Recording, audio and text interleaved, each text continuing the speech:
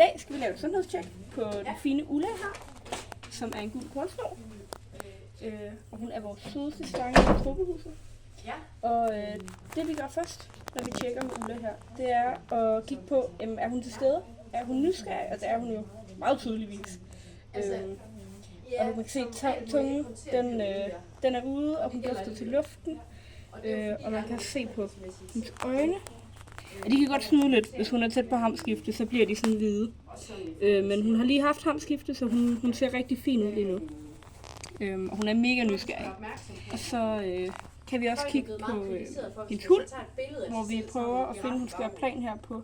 Så prøver vi at finde hendes ryggrad, og så kan vi ligesom mærke på hver side af den, og sådan prøve at se, hvor høj den er, og hvor meget fedt der ligesom er på siden. Hun ser rigtig fin ud. Hvis hun nu havde været overvægtig, så havde fedtet siddet højere end ryggraden, og hvis hun havde været udsultet, så havde hendes ryggrad set meget mere spids. Så kan vi også tjekke for dehydrering, hvor vi tager et stykke af hende her.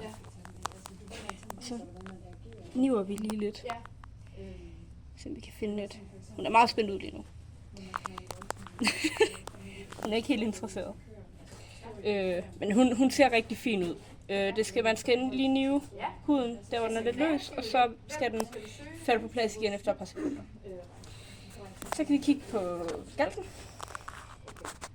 eller dens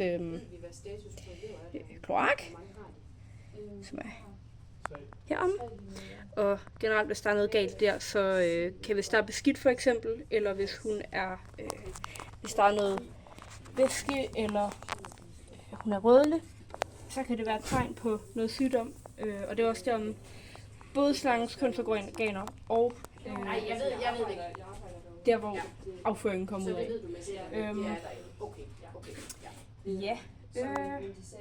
Vi kigger på hende generelt. Hun har lige skiftet ham for et par dage siden. Hendes skæl er rigtig fine og glatte. Der er ikke rigtig noget.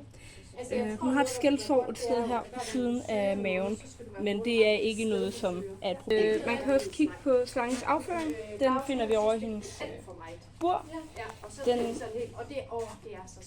Den skal være sådan lidt, den skal være nogenlunde fast, men slangen tisser og skider ud af det samme hul. Så den har lidt en sjov konsistens. Men hvis der er noget anderledes end normalt, så skal man lige holde øje med det. Og så kan man også kigge på appetit. Det er selvfølgelig lidt svært med en slange, men man kan se på hendes spisehistorik, hvis hun nu ikke har spist i et stykke tid og ikke har været interesseret.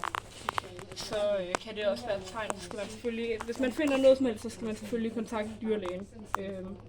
Vi er jo ikke eksperter.